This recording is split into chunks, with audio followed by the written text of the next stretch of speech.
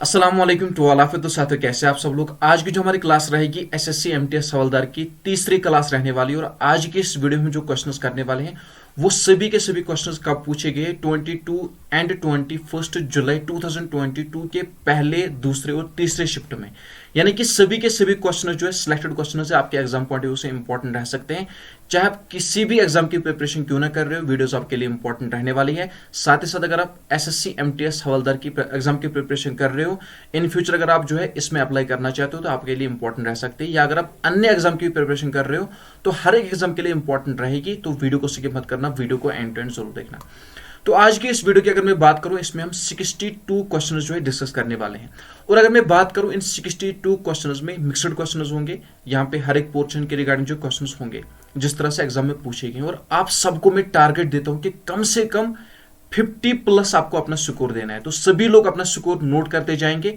Video के and में comment box में आप सबको अपना स्कोर मेंशन करना है। तो चलिए ज्यादा टाइम भी हम वेस्ट नहीं करेंगे, डायरेक्टली हम आ जाते हैं अपने क्वेश्चन की तरफ। सबसे पहला question, which fundamental right provided Indian constitution traffic in human being and forced labour. तो आपको बताना है कि ये जो राइट दिया गया है ये किस फंडामेंटल राइट के तहत है। यानी कि जो फोर्स्ड लेबर है, या इस तरह से जो ह्यूमन बींग्स को जो इस तरह से फोर्स किया जाता है, वो आपका हक है कि आपको जो फोर्स्ड लेबर नहीं होना चाहिए, या इस तरह से आपके साथ ज्यादती नहीं होनी चाहिए। ये किस आर्टिकल में मेंशन किया गया है। राइट टू फ्रीडम, यहाँ पे राइट है, ठीक है ना। Right to constitutional remedies, right to equality, या राइट अगेंस्ट एक्सप्लॉयटेशन। तो यहां पे अगर मैं डी पार्ट की बात करूं, राइट अगेंस्ट एक्सप्लॉयटेशन आपको याद रख लेना, या आपको नोट डाउन कर लेना है। और अगर मैं राइट टू कॉन्स्टिट्यूशनल रेमेडीज की बात करूं तो ये अंडर आर्टिकल 32 आता है, ये आपको नोट डाउन कर लेना है, जिसे कि heart and soul of the Indian constitution के नाम से जाना जाता है, जो कि बी आर अम्बेडकर के द्वारा कहा गया है, जिसे कि फादर ऑफ इंडियन कॉन्स्टिट्यूशन के नाम से भी जाना जाता है। इसके बाद आ जाते हैं नेक्स्ट क्वेश्चन पे। यहां पे आप देख सकते हो हमारा दूसरा क्वेश्चन क्या कह रहा है। दूसरे प्रश्न की अगर मैं बात करूं, which of the following is an example of sedimentary rocks. तो आपने जो है सेडिमेंट्री रॉक्स के बारे में पढ़ा होगा, ज्योग्राफी के जो जियो है आपने अच्छी तरह से पढ़ी होगी। इसमें जो रॉक्स के 2-3 टाइप्स आते हैं, ठीक है ना। तो उनमें से एक टाइप आता है। आपको बताना जो सेडिमेंट्री रॉक है ये किस मतलब किसकी एग्जाम्पल है। ग्रेनाइट, सैंडस्टोन, मार्बल, या नन ऑफ दीज। तो अगर मैं बात करूं हमारे बी पार्ट की, दैट मीन सैंडस्टोन हमारा राइट आंसर होगा। ये आपको अच्छी तरह से याद रख लेना है, या आपको अच्छी तरह से नोट डाउन कर लेना है। इसके बाद देखिए नेक्स्ट क्वेश्चन की अगर मैं बात करूं, थ्रू आउट, यहां पे कहां चला गया, through out the 42 amendment which of the following was inserted in the constitution. तो आपको याद रख लेना है जो 42 अमेंडमेंट हुआ, ठीक है ना, यानी कि ये जो कॉन्स्टिट्यूशन एडिट किया गया अंडर द 42 अमेंडमेंट, इसमें जो ऐड हुआ, इनमें से क्या ऐड हुआ। देखिए जो 42 अमेंडमेंट है ना, इससे बहुत कुछ ऐड हुआ, लेकिन आपको बताना है इस वक्त एज पर ऑप्शन क्या ऐड हुआ। क्या फंडामेंटल राइट्स ऐड हुए, appointment of supreme court of जज ऐड हुआ, डायरेक्टिव प्रिंसिपल्स ऐड हुआ, या फंडामेंटल ड्यूटीज ऐड हुए। तो अगर मैं बात करूं under the 42 amendment of Indian constitution, यहां पे जो कॉन्स्टिट्यूशन में ऐड किया गया डायरेक्टिव प्रिंसिपल्स ऐड किए गए, ये आपको याद रख लेना है। और भी बहुत कुछ चीजें जो है इस अमेंडमेंट के तहत ऐड की गई, लेकिन यहां पे आपको एज पर ऑप्शन चूज करना है। इसके बाद देखिए नेक्स्ट क्वेश्चन की अगर मैं बात करूं, हमारे चौथे प्रश्न की अगर मैं बात करूं, which of the following are situated in the nucleus of cell. आपको बताना है कि न्यूक्लियस ऑफ सेल में इनमें से क्या पाया जाता है। Chromosome and genes, cytoplasm and chromosome, protoplasm and chromosome, या नन ऑफ दीज। तो यहां पे अगर मैं ए पार्ट की बात करूं, that mean chromosome and genes इसका राइट आंसर होगा, ए पार्ट इसका राइट आंसर होगा। इसके बाद आ जाते हैं नेक्स्ट क्वेश्चन पे, दैट इज हमारे पांचवें प्रश्न पे हम आ जाते हैं। Which of the following is the state of origin of the Sattriya dance form. तो सिंपली आपको बताना है जो सत्रिया डांस है ये किस स्टेट से बिलोंग करता है, किस स्टेट का डांस है ये। उत्तर प्रदेश, आसाम, मणिपुर, या जम्मू एंड कश्मीर। देखिए अगर मैं जम्मू एंड कश्मीर के popular and most famous dance की बात करूं वो है रूफ, ठीक है ना। और यहां पे अगर मैं सत्रिया की बात करूं, ये कहां का है, ये आसाम का है। तो यहां पे बी पार्ट हमारा राइट आंसर होगा, ये आपको अच्छी तरह से नोट डाउन कर लेना है। इसके बाद देखिए next question, Mando festival is related to which state of India. तो चलिए बताइए ये जो मांडो फेस्टिवल है ये किस इंडियन स्टेट में सेलिब्रेट किया जाता है। इंपॉर्टेंट क्वेश्चन है, नोट डाउन कर लेना। अगर मैं मांडो फेस्टिवल की बात करूं, क्या ये गोवा में सेलिब्रेट किया जाता है, आसाम में सेलिब्रेट किया जाता है, बिहार में सेलिब्रेट किया जाता है, या कर्नाटका में सेलिब्रेट किया जाता है? अगर मैं गोवा की बात करूं तो ए पार्ट हमारा राइट आंसर होगा, यानी कि जो मांडो फेस्टिवल है ये कहां पे सेलिब्रेट किया जाता है? ये गोवा में सेलिब्रेट किया जाता है। इसके बाद देखिए नेक्स्ट क्वेश्चन की अगर मैं बात करूं, हमारे 7वें प्रश्न की अगर मैं बात करूं, as per census 2011 which of the following is the correct range of the population of India? तो यहां पे आपको बताना है जो सेंसस हुई कौन सी 2011 में, और ये जो सेंसस थी ये इसका जो नंबर था ये थी 15वीं सेंसस, जो कि 2011 में सेंसस हुई, ये 15वीं सेंसस थी। अगर मैं इस सेंसस की बात करूं, इसके मुताबिक आपको बताना है कि इंडिया की जो पॉपुलेशन है वो क्या कंसिडर की गई, 1.2 to 1.3 billion, 0.5 to 0.8 billion, 3 to 5 billion या 20 बिलियन। तो यहां पे अगर मैं बात करूं हमारे ए पार्ट की, तो ए पार्ट इसका राइट आंसर होगा, ये आपको अच्छी तरह से नोट डाउन कर लेना है, ये आपको अच्छी तरह से याद रख लेना है। इसके बाद देखिए हम आ जाते हैं नेक्स्ट क्वेश्चन पे, दैट इज हमारे 8वें प्रश्न पे हम आ जाते हैं। तो यहां पे आप देख सकते हो 8वां प्रश्न क्या कह रहा है, बेसी award is a dance award given in which country? तो देखिए आपको बताना है ये जो बेसी अवार्ड है या बेसिया अवार्ड आप कह सकते हो, अगर मैं बात करूं इसका संबंध किसके साथ है, तो ये डांस के फील्ड में दिया जाता है, एक डांस अवार्ड है, ठीक है ना। तो किस कंट्री में ये दिया जाता है, जर्मनी, यूएसए, इंडिया या नॉर्वे? तो यहां पे अगर मैं बी पार्ट की बात करूं दैट इज यूएसए हमारा राइट आंसर होगा, ये आपको अच्छी तरह से याद रख लेना है, आपको अच्छी तरह से नोट डाउन कर लेना है। इसके बाद देखिए हम आ जाते हैं 9वें प्रश्न की तरफ, S Bachendra is a famous for playing. तो इसका संबंध किसके साथ है, किस म्यूजिकल इंस्ट्रूमेंट के साथ इसका संबंध है, सितार, वीणा, वायलिन या फ्लूट? तो यहां पे अगर मैं बी पार्ट की बात करूं दैट इज वीणा की अगर मैं बात करूं तो वीणा हमारा राइट आंसर होगा, ये आपको अच्छी तरह से याद रख लेना है, ये आपको अच्छी तरह से नोट डाउन कर लेना है। इसके बाद आ जाते हैं हम 10वें प्रश्न की तरफ, who is the author of the novel God of small things? तो चलिए बताइए, सबसे पहले आपको ये नोट डाउन करना है जो गॉड ऑफ स्मॉल थिंग्स है ये क्या है, ये एक नॉवल है, ठीक है ना। तो ये जो नॉवल है किसके द्वारा लिखी गई है, अरुंधति रॉय, अकबर, गुलाब सिंह या नन ऑफ दीज? तो यहां पे अगर मैं ए पार्ट की बात करूं दैट इज अरुंधति रॉय की बात करूं, तो ये आपको अच्छी तरह से नोट डाउन कर लेना है, ये आपको अच्छी तरह से याद रख लेना है। देखिए माय डियर फ्रेंड्स, सभी के सभी प्रश्न क्या है, सिलेक्टेड प्रश्न है, एसएससी के एग्जाम में पूछे गए क्वेश्चन है, यानी कि एसएससी एमटीएस हवलदार के एग्जाम में पूछे हुए क्वेश्चन है। तो ये आपके हर एक एग्जाम के लिए इंपॉर्टेंट रह सकते हैं, इसलिए नोट डाउन कर लेना। जितने भी लोग नए हैं चैनल को सब्सक्राइब करना ना भूले, पहली बार चैनल पे विजिट किए हो तो चैनल को सब्सक्राइब करें, बेल आइकन पर प्रेस करें, साथ ही साथ प्लेलिस्ट चेक करना ना भूले।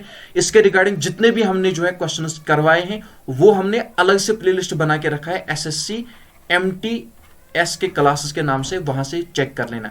अगर आप जीडी की प्रिपरेशन कर रहे हो उसके लिए अलग से प्लेलिस्ट है, अगर आप अग्निवीर की प्रिपरेशन कर रहे हो उसके लिए अलग से प्लेलिस्ट है, अगर आप अदर एग्जाम की प्रिपरेशन कर रहे हो उसके लिए अलग से प्लेलिस्ट है, अगर आप जनरल में एग्जाम की प्रिपरेशन कर रहे हो तो सारे के सारे क्वेश्चन आपके लिए इंपॉर्टेंट है, सारे के सारे देख लेना। इसके बाद आ जाते हैं नेक्स्ट क्वेश्चन पे, दैट इज हमारे 11वें प्रश्न पे हम आ जाते हैं। The treaty sector of Indian economy, sorry यहाँ पे टेरेस्ट्रियल सेक्टर है, मैंने सोचा कि ट्रीटी तो मत है। यहाँ पे अगर मैं टेरेस्ट्रियल सेक्टर की बात करूं इंडियन इकोनॉमी का, वो किसके रिलेटेड है, manufacturing sector, electricity and coal, transport, communication and business या नन ऑफ दिस? तो यहाँ पे मेनली जो है ट्रांसपोर्ट, कम्युनिकेशन एंड बिजनेस यही आपको देखने को मिलेगा, तो यहाँ पे सी पार्ट हमारा राइट आंसर होगा, ठीक है ना। कभी कभार आपसे क्वेश्चन पूछा जा सकता है जो बैकबोन ऑफ इंडियन इकोनॉमी के नाम से किसे जाना जाता है, या जो मेन इकोनॉमी है इंडिया की वो किस पे डिपेंडेंट है, वो एग्रीकल्चर पे डिपेंडेंट, और जो बैकबोन ऑफ इंडियन इकोनॉमी के नाम से भी जो है एग्रीकल्चर को भी जाना जाता है, ये आपको याद रख लेना है। ये भी क्वेश्चन बहुत बार पूछा गया है, ये आप नोट डाउन कर लेना। इसके बाद आ जाते हैं 12वें प्रश्न की तरफ। 12वें प्रश्न की अगर मैं बात करूं, Suraj is suffering from chickenpox, what type of disease is it? तो देखिए यहाँ पे क्वेश्चन सिंपली पूछा गया है जो चिकन पॉक्स डिजीज है ये कौन सी डिजीज है, लेकिन यहाँ पे क्वेश्चन कुछ घुमा फिरा के पूछा गया है कि सूरज जो है उसे चिकन पॉक्स है, यानी कि उसे डिजीज हो गई है, इफेक्टेड है, तो ये कौन सी डिजीज उसे हो गई, क्या ये फंगल डिजीज है, वायरल डिजीज है, बैक्टीरियल डिजीज है या नन ऑफ दीज? तो अगर मैं बात करूं ये एक वायरल डिजीज है, तो बी पार्ट इसका राइट आंसर होगा, ये आपको अच्छी तरह से नोट डाउन कर लेना है। इसके बाद आ जाते हैं हमारे 13वें प्रश्न की तरफ, दैट इज क्वेश्चन नंबर 13 की अगर मैं बात करूं, which of the following person was slave general of Alauddin Khilji?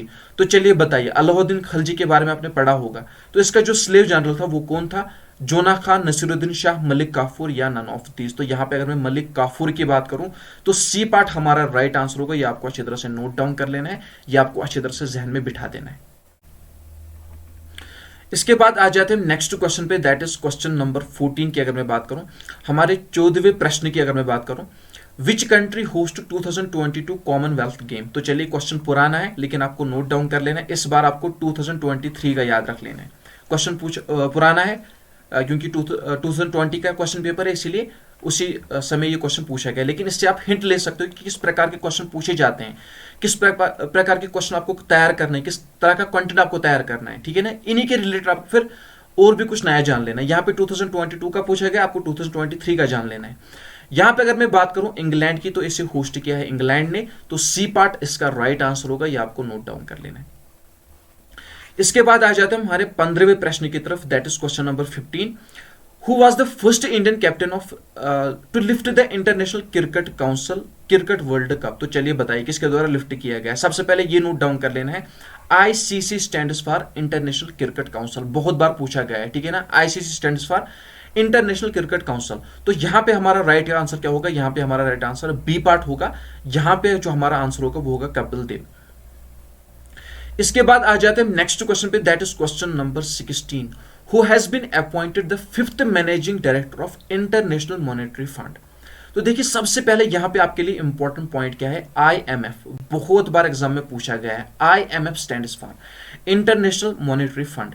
इसके जो 5th मैनेजिंग डायरेक्टर अपॉइंट किए गए हैं वो कौन है, गीता गोपीनाथ, रघुराम राजन, अरजित पटेल या नन ऑफ दिस। तो यहां पे अगर मैं ए पार्ट की बात करूं, गीता गोपीनाथ, तो ए पार्ट इसका राइट आंसर होगा। ये आपको अच्छी तरह से जहन में रख लेना है, आपको अच्छी तरह से नोट डाउन कर लेना है। इसके बाद आ जाते हैं नेक्स्ट क्वेश्चन पे, दैट इज क्वेश्चन नंबर 18 की अगर मैं बात करूं, who is the author of the book, यहां पे क्या है, सुमडॉग मिलेनरी। ये जो बुक है किसके द्वारा लिखी गई है, विकास स्वरूप, किरण देसाई, आर के नारायण या एपीजे अब्दुल कलाम। तो यहां पे अगर मैं बात करूं विकास स्वरूप की, तो ए पार्ट हमारा राइट आंसर होगा, आपको अच्छी तरह से नोट डाउन कर लेना है, ये आपको अच्छी तरह से याद रख लेना है। इसके बाद देखिए, the tax imposed on goods imported into and exported out of India is called. तो देखिए यहां पे क्वेश्चन क्या पूछा गया है, इंपॉर्टेंट प्रश्न, नोट डाउन कर लेना है। जितने भी गुड्स इंडिया में इंपोर्ट किए जाते हैं और जितने भी गुड्स इंडिया से यहां पे जो एक्सपोर्ट किए जाते हैं, ठीक है ना, यानी कि जो एक्सपोर्ट किए जाते हैं और जो इंपोर्ट किए जाते हैं, जितने भी गुड्स इंडिया में इंपोर्ट एक्सपोर्ट किए जाते हैं, उन पे जो टैक्स लगता है उस टैक्स को किस नाम से जाना जाता है, corporation tax, capital tax, exercise tax या कस्टम ड्यूटी। तो उनको किस नाम से जाना जाता है, कस्टम ड्यूटी के नाम से। आप में से अगर किसी ने टेले वगैरह किया होगा, टेले का कोर्स किया होगा, तो आपको ये जानकारी ज्यादा होगी। अगर कोई कॉमर्स का स्टूडेंट होगा उसको ज्यादा जानकारी होगी। इसके बाद देखिए नेक्स्ट प्रश्न की अगर मैं बात करूं, 19वें प्रश्न की अगर मैं बात करूं, Chennai super kings defeated which team to win IPL 2021। देखिए ये आपके लिए इंपॉर्टेंट नहीं है उतना, लेकिन आपको जो है याद रख लेना, नहीं इंपॉर्टेंट बन भी सकता है, जो है कुछ यूनिक सा क्वेश्चन है। अगर मैं बात करूं चेन्नई सुपर किंग्स की, तो सबसे पहले आपको नोट डाउन कर लेना, जो आईपीएल 2021 हुआ, ठीक है, जो आईपीएल 2021 हुआ, ये किन दो टीमों के बीच में हुआ, Chennai super Kings and Kolkata night Riders. तो यहां पे जो है चेन्नई सुपर किंग्स ने इनको हरा दिया, ये आपको अच्छी तरह से याद रख लेना है, ये आपको अच्छी तरह से नोट डाउन कर लेना है। इसके बाद आ जाते हैं 20वें प्रश्न की तरफ। 20वां प्रश्न हमारा क्या पूछ रहा है, citric acid is commonly found in. तो यहां पे साइट्रिक, यानी कि अगर क्वेश्चन पता भी नहीं है तो कॉमन सेंस से क्वेश्चन को करने की कोशिश करो। साइट्रिक यानी कि माइंड में क्या आ रहा है, खट्टा सा। तो सीधी सी बात है, जो साइट्रिक एसिड है सिर्फ और सिर्फ उन चीजों में पाया जाता है जो कि खट्टी होती है।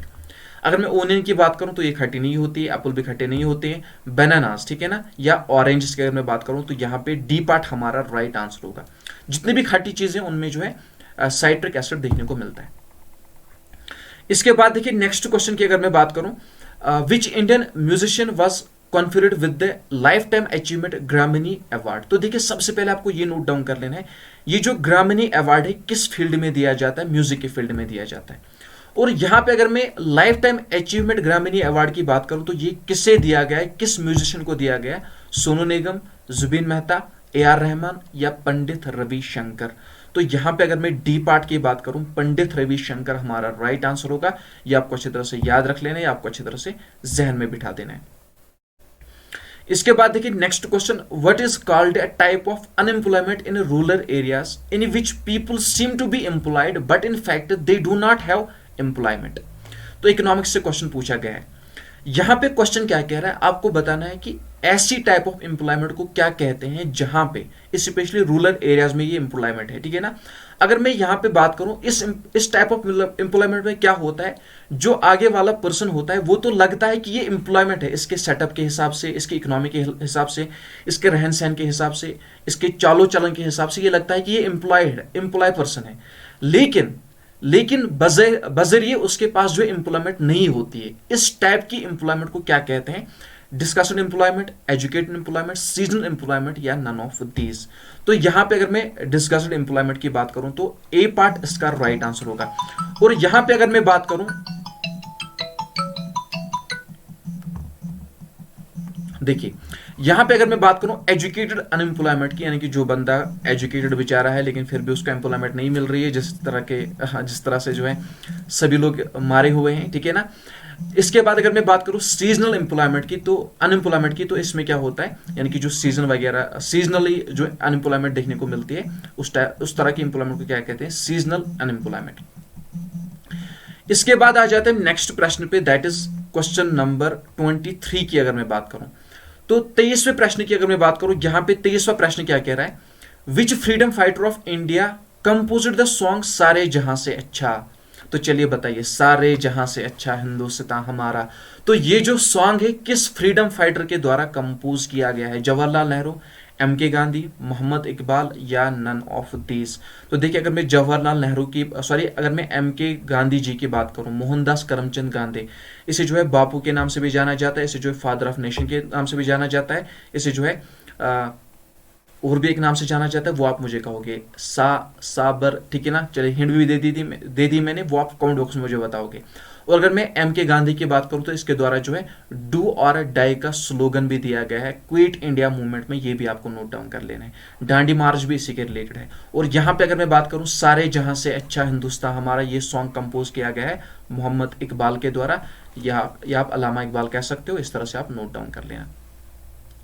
इसके बाद हम आ जाते हैं नेक्स्ट क्वेश्चन पे, दैट इज क्वेश्चन नंबर 24। हाँ यहां पे देखिए क्वेश्चन नंबर 24 क्या कह रहा है, who among the following ruler of Mewar was defeated by Babur in the battle of Khanwa. तो देखिए सबसे पहले नोट डाउन कर लेना, अगर मैं बैटल ऑफ खानवा की बात करूं तो 1527 एडी में लड़ी गई है। और यहां पे अगर मैं बात करूं, ये जो बैटल लड़ी गई, एक साइड था राणा सांगा और दूसरी साइड कौन था, दूसरी साइड था बाबर। और अगर मैं बाबर की बात करूं तो बाबर ने जो है राणा सांगा को हरा दिया, डिफीट कर दिया, आपको नोट डाउन कर लेना है। और अगर मैं बाबर की बात करूं तो इंडिया में जो मुगल शासन है, मुगल एम्पायर इसी के द्वारा एस्टेब्लिश की गई है, यानी कि 1526 में क्या होता है, फर्स्ट बैटल ऑफ पानीपत होता है बिटवीन बाबर एंड इब्राहिम लोदी, जिसमें बाबर इब्राहिम लोदी को हरा देता है और यहाँ पे मुगल एम्पायर की एस्टेब्लिशमेंट कर देता है, ये आपको नोट डाउन कर लेना है। इसके बाद देखिए नेक्स्ट क्वेश्चन नंबर 25 पे हम आ जाते हैं, Ugadi is an important festival of which state. तो चलिए बताइए उगदाई फेस्टिवल किस स्टेट में सेलिब्रेट किया जाता है, कर्नाटका, हरियाणा, बिहार या आसाम। तो अगर मैं कर्नाटका की बात करूं तो ए पार्ट हमारा राइट आंसर होगा, ये आपको नोट डाउन कर लेना है, ये आपको याद रख लेना है। इसके बाद देखिए next question most important question है, Kalbelia is a tribal dance form of which Indian state. तो चलिए बताइए जो कलबेली है ये क्या है, ट्राइबल डांस फॉर्म है, लेकिन ये किस स्टेट के साथ इसका संबंध है, केरला, गोवा, आसाम या राजस्थान। तो यहां पे अगर मैं डी पार्ट की बात करूं तो राजस्थान हमारा राइट आंसर होगा, ये आपको याद रख लेना, ये आपको नोट डाउन कर लेना। चलिए इंडियन कॉन्स्टिट्यूशन के साथ इंडियन कॉन्स्टिट्यूशन में जो क्वेश्चन पूछा गया है, which article of Indian constitution states the right to freedom of speech and expression. तो चलिए बताइए right to speech and expression ये किस आर्टिकल के तहत हमको प्रोवाइड हुआ है, आर्टिकल 370, आर्टिकल 21, आर्टिकल 19 या आर्टिकल 32। तो देखिए यहां पे अगर मैं बात करूं आर्टिकल 19 की, तो इसमें क्या है, हमें जो है अंडर आर्टिकल 19 हमें जो है right to speech and right to freedom of speech and expression provide होता है। और मैं आर्टिकल 32 की बात करूं, जिस तरह से मैंने आपको अभी कहा, इसे जो है कॉन्स्टिट्यूशनल रेमेडीज के रिगार्डिंग है, और इसे जो है heart and soul of Indian constitution के नाम से भी जाना जाता है, जो नाम इसे किसके द्वारा दिया गया है, बी आर अम्बेडकर के द्वारा, जिसे फादर ऑफ इंडियन कॉन्स्टिट्यूशन के नाम से भी जाना जाता है। ठीक है ना, ये आपने याद रख लिया। चलिए इसके बाद आ जाते हैं हम 28वें प्रश्न की तरफ, दैट इज क्वेश्चन नंबर 28। आज क्लास लंबी हो जाएगी क्योंकि 1-2 दिन के बाद क्लास ली है और इस सीरीज को हम जल्दी जल्दी एंड करने वाले हैं, इसलिए जो है क्लासेस थोड़ी बहुत बड़ी बड़ी आ जाएंगी। इसके बाद देखिए next question, which freedom fighter is known as grand old man of India. सारे के सारे सिलेक्टेड क्वेश्चन है, ध्यान रखो। Grand old man of India के नाम से किसे जाना जाता है? डॉक्टर जाकिर हुसैन, महात्मा गांधी, बदरुद्दीन, सॉरी यहाँ पे क्या है, यहाँ पे है दादा भाई नेहरू जी, ठीक है ना, दादा भाई Nehru ji, none of these. तो यहाँ पे अगर मैं grand old man of India की बात करूं तो वो जो है दादा भाई नेहरू जी को कहते हैं, दैट मीन सी पार्ट इसका राइट आंसर होगा, ये आपको अच्छी तरह से याद रख लेना है। इसके बाद देखिए next question, question number 29, which organization of government of India reports GDP of a country, gross domestic product, ठीक है ना। तो ये जो रिपोर्ट है किस ऑर्गेनाइजेशन के द्वारा जो है प्रोवाइड किया जाता है, या हम कह सकते हैं कि ये जो रिपोर्ट है किस ऑर्गेनाइजेशन के द्वारा इशू किया जाता है? Central statistic office, NITI Aayog, reserve bank of India या सेंट्रल बोर्ड। तो यहाँ पे जो आप स्टैटिस्टिक्स से आपने अंदाजा लगा दिया होगा, अगर किसी ने पढ़ी होगी तो सेंसस के रिगार्डिंग, ठीक है ना। तो यहाँ पे आप कॉमन सेंस से भी कर सकते हो, अगर पता नहीं है तो यहाँ पे ए पार्ट इसका राइट आंसर होगा, ये आपको याद रख लेना है, आपको अच्छी तरह से नोट डाउन कर लेना है। इसके बाद आ जाते हैं नेक्स्ट क्वेश्चन पे, दैट इज क्वेश्चन नंबर 30 की अगर मैं बात करूं, यहां पे आप देख सकते हो question number 30, which of the following fundamental right deals with the prohibition of discrimination. तो चलिए बताइए, यानी कि डिस्क्रिमिनेशन जाति के रिगार्डिंग, ठीक है ना, कल्चर के रिगार्डिंग, कास्ट के रिगार्डिंग, रिलीजन के रिगार्डिंग, ये डिस्क्रिमिनेशन नहीं करना, ये प्रोहिबिटेड है। तो किस किस फंडामेंटल, यहाँ पे जो ये जो फंडामेंटल राइट्स है, किस फंडामेंटल राइट में ये मेंशन किया गया है जो डिस्क्रिमिनेशन है ये प्रोहिबिटेड है, ऐसा नहीं होना चाहिए, ठीक है ना। फंडामेंटल राइट किस फंडामेंटल राइट का हिस्सा है? Right to equality, right against exploitation, right to freedom of religion या राइट टू फ्रीडम। तो यहां पे अगर मैं बात करूं हमारे 30वें प्रश्न की, तो इसका राइट आंसर क्या होगा? राइट टू इक्वलिटी, ठीक है ना, क्योंकि यहां पे ये भी एक फंडामेंटल राइट है। क्यों? क्या कि आप सब यहां पे सभी लोग इक्वल है, चाहे वो किस जाति का हो, चाहे वो किस रिलीजन का हो, चाहे वो किस कास्ट का हो, there is no discrimination between race, religion, ठीक है ना, कास्ट। तो यहां पे राइट टू इक्वलिटी में ये मेंशन किया गया है। इसके बाद आ जाते हैं नेक्स्ट क्वेश्चन पे, that's question number 31, cracking the code my journey to Bollywood is the autobiography of. तो चलिए बताइए किसकी ऑटोबायोग्राफी है cracking the code my journey to Bollywood? Rajkummar Rao, Amit Shah, Sushil Singh Rajput या आयुष्मान खुराना। तो यहां पे अगर मैं डी पार्ट की बात करूं, आयुष्मान खुराना की बायोग्राफी है, तो डी पार्ट इसका राइट आंसर होगा। अपने क्वेश्चंस नोट करते जाना, कितने सही किए आपने, ठीक है ना, कितने सही किए नोट करते जाना। इसके बाद देखिए next question, at the age of dash Mahavira left home and went to live in a forest, ठीक है ना, संन्यासन के लिए गए थे, नॉलेज की प्राप्ति के लिए गए थे महावीरा। तो किस एज में गए थे? At the age of 36 years, 25 years, 21 years या 30 years? For the hard penance he left home at the age of 30 years, that mean D part इसका राइट आंसर होगा, ये आपको नोट डाउन कर लेना है। इसके बाद देखिए next question, that's question number 33 की अगर मैं बात करूं, in which district of Rajasthan is elephant festival celebrate every year? तो देखिए सबसे पहले आपको ये नोट डाउन कर लेना है, जो एलिफेंट फेस्टिवल है ये किस स्टेट में सेलिब्रेट किया जाता है? राजस्थान में सेलिब्रेट किया जाता है, लेकिन राजस्थान के किस डिस्ट्रिक्ट में? यहाँ पे क्वेश्चन डीप पूछा गया है, अदरवाइज सिंपली क्वेश्चन पूछा जाना था एलिफेंट फेस्टिवल किस स्टेट में सेलिब्रेट किया जाता है, दैट इज राजस्थान में। लेकिन ये भी पर्टिकुलरली पूछा गया है कि राजस्थान के किस स्टेट में? अलवार, कोटा, जयपुर या अजमेर। तो यहां पे अगर मैं जयपुर की बात करूं तो सी पार्ट इसका राइट आंसर होगा, आपको अच्छी तरह से याद रख लेना। इसके बाद आ जाते हैं नेक्स्ट क्वेश्चन पे, दैट इज क्वेश्चन नंबर 34 की अगर मैं बात करूं, who among the following won the film fair award for the best choreography for the title song of Sushant Singh Rajput? किस फिल्म के लिए? दिल बेचारा। तो ये जो अवार्ड दिया गया है film fair award for best choreography किसको मिला है? ये फराह खान को मिला है। ये आपको नोट डाउन कर लेना है, ये आपको याद रख लेना है अच्छी तरह से, ठीक है ना, ये आपको माइंड में बिठा देना है। इसके बाद क्या हो गया यार, इसके साथ हट जाए, यहां से बार बार आ रहा है। इसके बाद आ जाते हैं क्वेश्चन नंबर 35 पे। तो क्वेश्चन नंबर 35 की अगर मैं बात करूं, which is the longest national highway of India? तो चलिए बताइए, इंडिया का लॉन्गेस्ट नेशनल हाईवे कौन सा है इनमें से?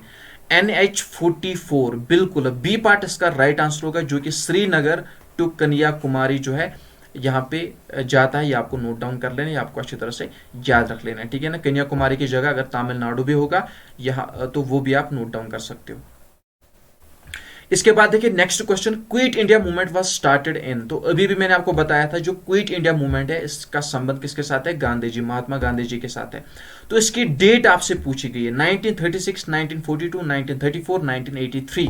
तो यहां पे अगर मैं क्विट इंडिया मूवमेंट की बात करूं, भारत छोड़ो आंदोलन की बात करूं, तो 1942 को ये जो है इसका डेट है। और इसी मूवमेंट में जो है महात्मा गांधी जी ने डू और डाई का स्लोगन दिया था। ये आपको नोट डाउन कर लेना है। इसके बाद देखिए 37 नंबर क्वेश्चन की अगर मैं बात करूं, name the only female Muslim ruler of India.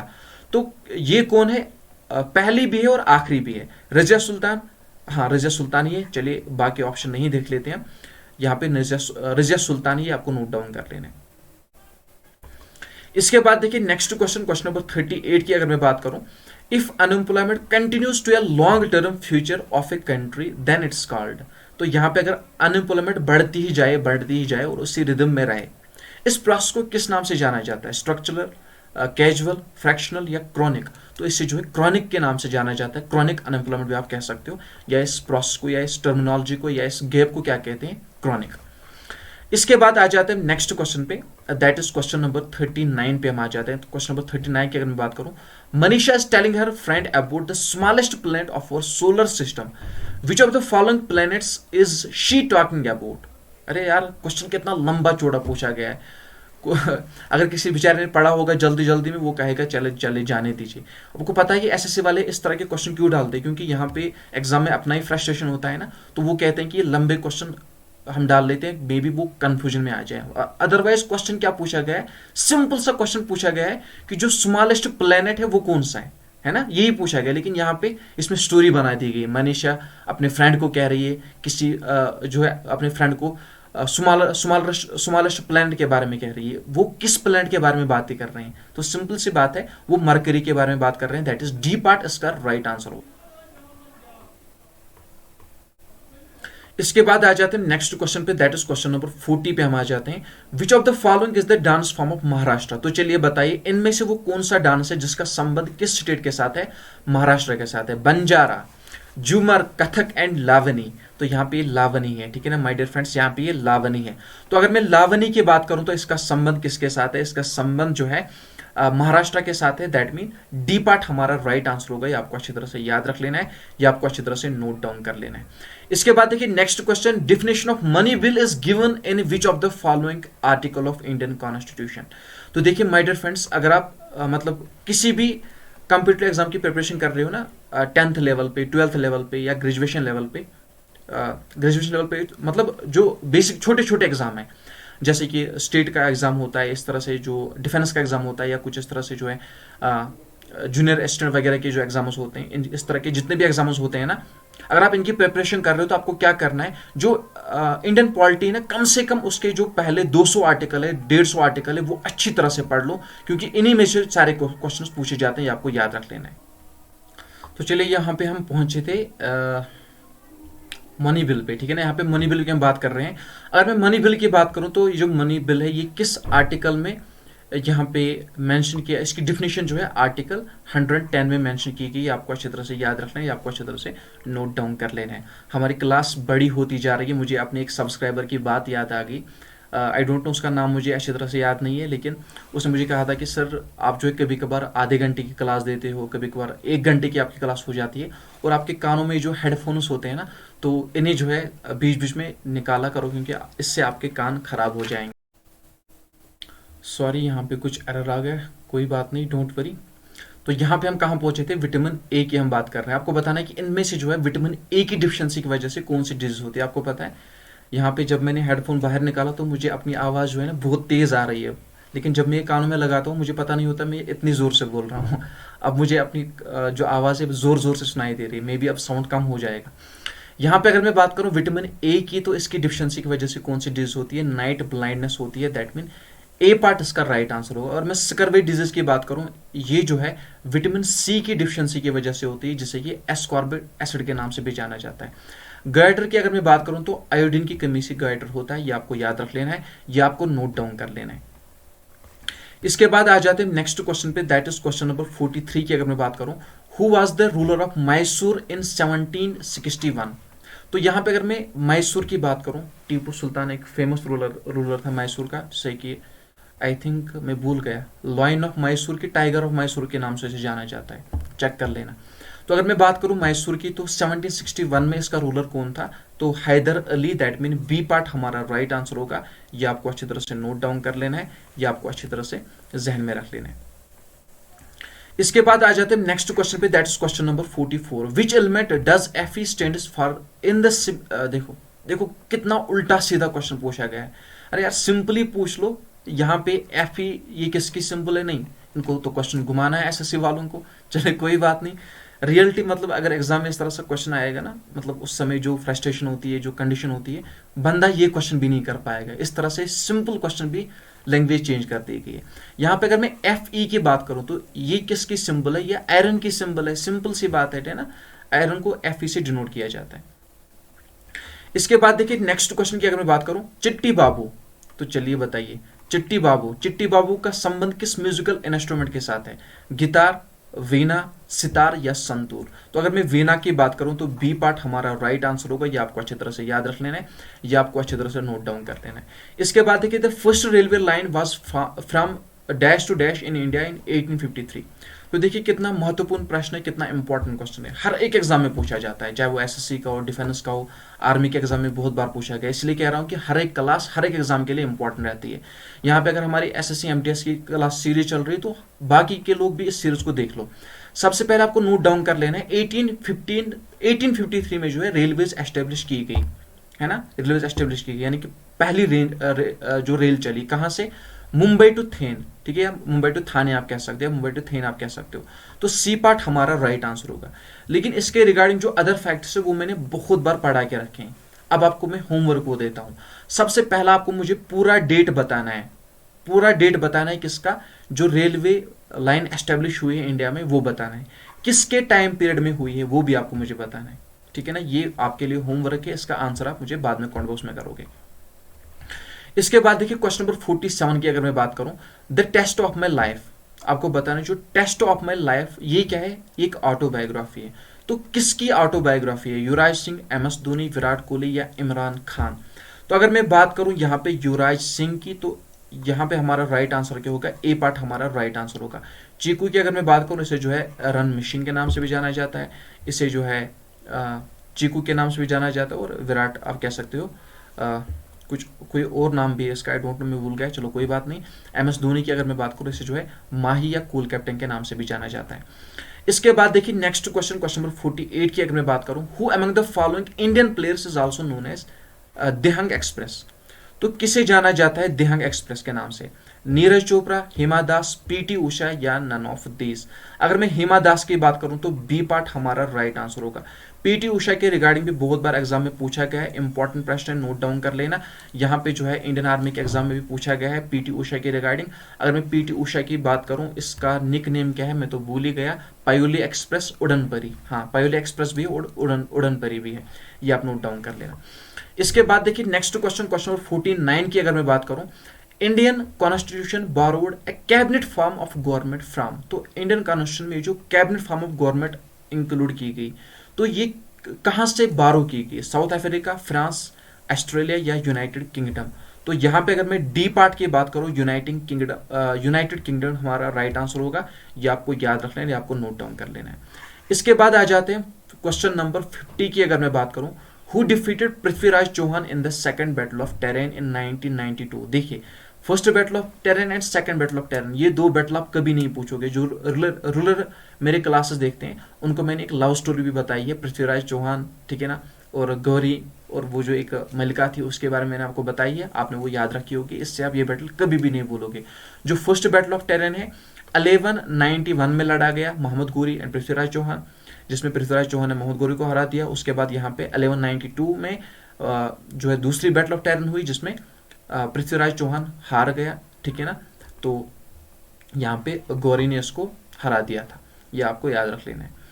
इसके बाद देखिए नेक्स्ट क्वेश्चन, क्वेश्चन 51 की अगर मैं बात करूं, in which of the following state of India is the Dree festival celebrated. Most important प्रश्न है, द्री फेस्टिवल किस स्टेट में सेलिब्रेट किया जाता है, अरुणाचल प्रदेश, आसाम, नागालैंड या मणिपुर, ठीक है ना। तो चलिए सबसे पहले आप मुझे बताओगे अरुणाचल प्रदेश से कितने लोग हैं, आसाम से कितने लोग हैं, नागालैंड से कितने लोग हैं और मणिपुर से कितने लोग हैं, ये आप मुझे बताओगे। साथ ही साथ JNK से कितने लोग हैं।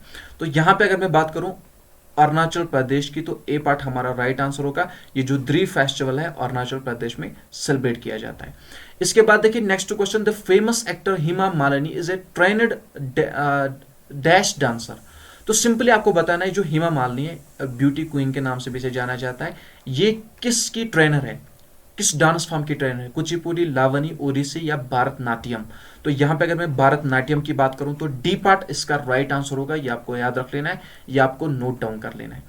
इसके बाद देखिए नेक्स्ट क्वेश्चन आपसे क्या पूछा गया, आपको बताना है कि इनमें से जो ऑटोट्रॉपस कौन से, यानी कि जो अपना फूड जो है खुद तैयार करते हैं। यहां पे अगर मैं बात करूं डायरेक्टली आपको पता चल गया होगा, ग्रीन प्लांट्स यानी कि प्लांट्स वगैरह जो है अपना फूड खुद तैयार करते हैं due to the process of photosynthesis.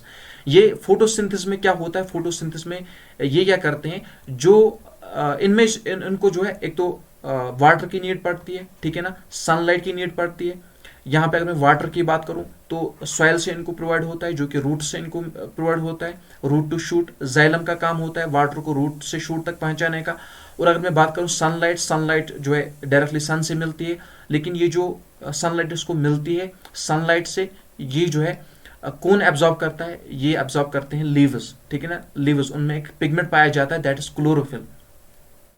और अगर मैं बात करूं जो लीव्स के सेल्स होते हैं उनमें क्लोरोफिल पाया जाता है। फिर क्या होता है, यहाँ पे ग्लूकोज तैयार होता है, C6H12O6, वही इनका फूड होता है। ये पॉइंट्स भी इंपॉर्टेंट है, नोट डाउन कर लेना अच्छी तरह से, ठीक है ना। इसके बाद देखिए नेक्स्ट क्वेश्चन की अगर मैं बात करूं, question 54, which of the following is not associated with cricket. आपको बताना है इनमें से वो कौन सी टर्म है जिसका संबंध क्रिकेट के साथ नहीं है।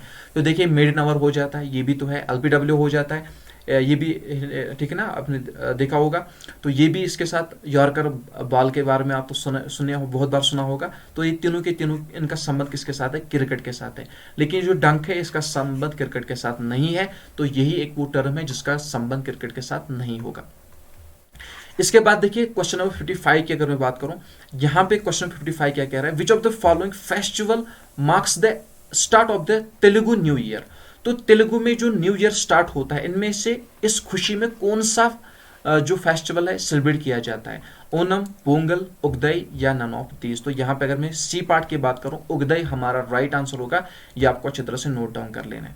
इसके बाद देखिए नेक्स्ट क्वेश्चन, क्वेश्चन नंबर 56 की अगर मैं बात करूं, in which year did the Bhopal gas tragedy takes place. Most important question, इसका डेट बहुत बार बहुत सारे एग्जाम में पूछा गया है।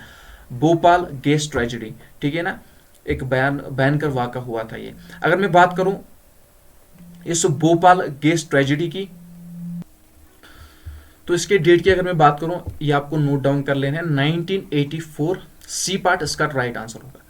इसके बाद देखिए नेक्स्ट क्वेश्चन की अगर मैं बात करूं, question 57, most Harappan seals made of.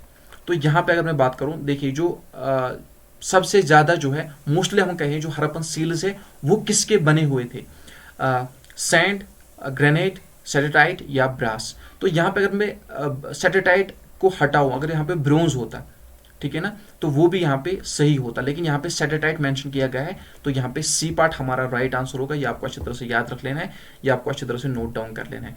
इसके बाद देखिए question 58, who was the first Indian composer to win the Grammy award.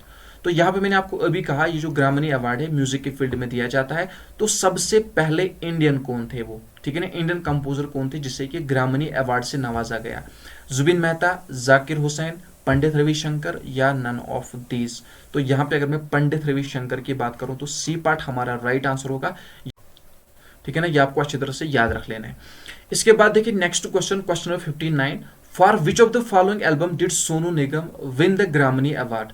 तो सोनू निगम एक पुराने जो है सिंगर है, तो आपको याद रखना है। इसे जो ग्रामी अवार्ड दिया गया है वो किस क्षेत्र में दिया गया है, किस एल्बम के लिए दिया गया है, सॉरी किस एल्बम के लिए दिया गया है, मेहमान, महसूस, मुबारका या नन ऑफ दीज। तो यहाँ पे अगर मैं बात करूँ इसके एल्बम मुबारका की, तो इसे जो है ग्रामी अवार्ड इसी के लिए दिया गया। इसके बाद देखिए हमारे नेक्स्ट क्वेश्चन पे हम आ जाते हैं, क्वेश्चन नंबर 60 की अगर मैं बात करूं, Kathak is a classical dance form of which Indian state. तो कथक की अगर मैं बात करूं, कथक कथक कैसे केरला, कैसे कथक कैसे केरला, ऐसा नहीं है, ठीक है ना।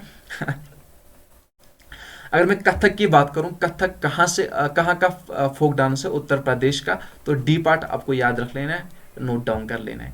इसके बाद देखिए next question, Kanishka was the ruler of which dynasty. तो कनिष्का किस डायनास्टी का रूलर था, मुगल, मौर्यन, खुशान या गुप्ता। तो यहाँ पे अगर मैं बात करूँ खुशान एम्पायर की या खुशान डायनास्टी आप कह सकते हो, कनिष्का इसी का जो है एक इंपॉर्टेंट रूलर था। इसके बाद देखिए next question, who ruled over Delhi after Razia Sultan. तो चलिए बताइए रजिया सुल्तान के बाद गद्दी किसने संभाली। सीधी सी बात है, यहाँ पे आपने इंडियन हिस्ट्री पढ़ी होगी, यहाँ पे जब इसने अपने आशिक के साथ शादी कर ली, उसे जो है हेड बना दिया हॉर्सेस का, ठीक है ना, उसके बाद उसको मार दिया गया, उसके बाद उसको किडनैप कर दिया गया, आपको माइंड में आ रहा होगा। फिर इसके बायू ने षड्यंत्र रचा, इसको मारने की योजना रचाई और फाइनली जो है इसको मार दिया, रजिया सुल्तान को मार दिया। और उसका जो दूसरा हस्बैंड था उसके साथ उसको मार दिया। फिर गद्दी पे यहाँ पे कौन बैठ जाते हैं, गयासुद्दीन बलबन। तो बी पार्ट इसका राइट आंसर होगा, ये आपको याद रख लेना, ये आपको नोट डाउन कर लेना है। तो इसी के साथ हमारी आज की वीडियो होती है एंड। आई होप कि आपको वीडियो पसंद आई होगी। किसी भी रीजन के साथ वीडियो अगर पसंद आए, वीडियो को लाइक शेयर जरूर कर देना। चैनल पे जितने भी लोग नए हैं चैनल को सब्सक्राइब करना ना भूले, साथ साथ बेल आइकन प्रेस करना ना भूले, ताकि आपको हमारे लेटेस्ट वीडियो की अपडेट मिलती रहे। और हाँ, पीडीएफ वगैरह पाने के लिए हमारा टेलीग्राम ग्रुप ज्वाइन करना ना भूले, जो कि जेकेपी स्मार्ट के नाम से है। वीडियो के किसी भी डिस्क्रिप्शन में चले जाना, वहां पे आपको लास्ट में टेलीग्राम ग्रुप का लिंक मिल जाएगा, वहां से आप हमारा टेलीग्राम ग्रुप ज्वाइन कर सकते हो। अदरवाइज टेलीग्राम पे जेकेपी स्मार्ट सर्च कर लेना, वहां से हमारी चैनल आ जाएगी, वहां से भी उसको सपोर्ट कर लेना, ज्वाइन कर लेना अपडेट उसके लिए। तो मिलते हैं नेक्स्ट वीडियो में, तब तक के लिए अपना ख्याल रखना, दुआ में याद रखना। और हाँ, आपकी स्क्रीन पर जो वीडियो शो हो रहा है इससे पहले हमने किया है, मोस्ट इंपॉर्टेंट वीडियो है, ढेर सारे लोगों ने देखा है, तो आप देरी ना करें, ओरिजिनल पेपर है, एक बार वीडियो पे क्लिक करके पूरा वीडियो जरूर देखें। मिलते हैं नेक्स्ट वीडियो में, तब तक के लिए अल्लाह हाफिज, अस्सलाम वालेकुम रहमतुल्लाहि व बरकातहू।